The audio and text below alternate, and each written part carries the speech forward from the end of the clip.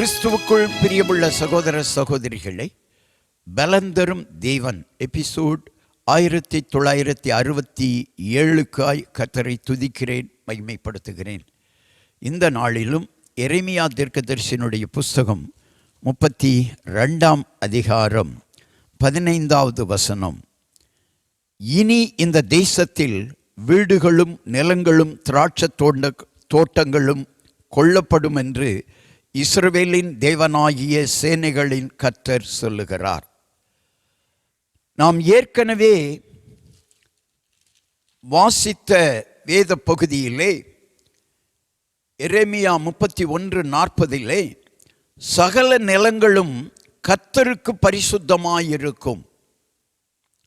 இங்கே சொல்லப்பட்டிருக்கிறது, பரிசுத்தமான நிலங்களும் வீடுகளும் திராட்சை தோட்டங்களும் கொல்லப்படும்.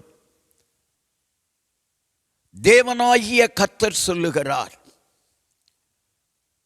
பரிசுத்தம் இல்லாததை அல்லது பரிசுத்தம் இல்லாத இடத்திலே கர்த்தர் உங்களை வைக்க மாட்டார்.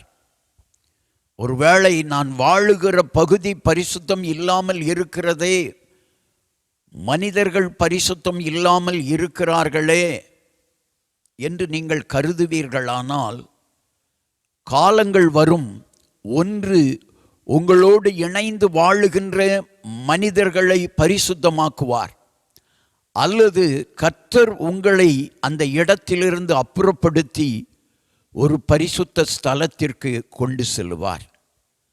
உங்களுக்கு கொடுப்பதும் பரிசுத்தமாயிருக்கும். சொல்லுகிறார், வீடுகள், நிலங்கள், திராட்சை தோட்டங்கள் தேவனால் உங்களுக்கு கொடுக்கப்படும். உங்களுக்கு கொடுக்கப்படுகிறவைகள் பரிசுத்தமாயிருக்கும். அதனுடைய அர்த்தம் அதுதான். தொழிலாயிருக்கட்டும், வேலையாயிருக்கட்டும், வியாபாரமாயிருக்கட்டும், உங்களுக்கு கொடுக்கப்படுகிறவைகள் பரிசுத்தமாயிருக்கும். ஒன்று. ரெண்டாவது, நீங்கள் புதிய புதிய காரியங்களை செய்வீர்கள், அல்லது புதிய நிலங்களை, புதிய தோட்டங்களை, புதிய காரியங்களை நீங்கள் காண்பீர்கள்.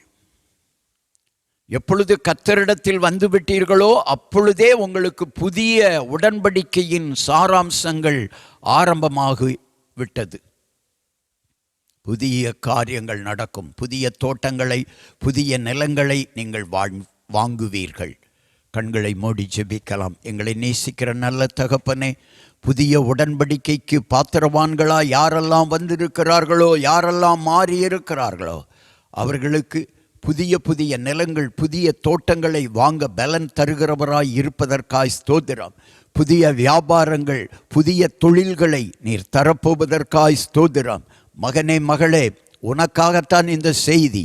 புதிய தோட்டங்களை, புதிய நிலங்களை, புதிய காரியங்களை, புதிய தொழில்களை, புதிய வியாபாரங்களை நீ ஆரம்பித்து செய்வாய், வாங்குவாய், நிலை பெறுவாய். புதிய காரியங்கள் இன்றிலிருந்து உன் வாழ்க்கையில் நடைபெறப் போகிறது. அதற்கு தடையாயிருந்த எல்லா சத்துருக்களின் கிரியைகளை தேவன் அப்புறப்படுத்தி விட்டார். புதிய காரியங்கள் உன் வாழ்க்கையில் நடக்கப் போகிறது. பெரிய காரியங்களை நீ காண்பாய். இயேசு கிறிஸ்துவின் நாமத்தில் ஜெபிக்கிறேன் பிதாவே, ஆமென்.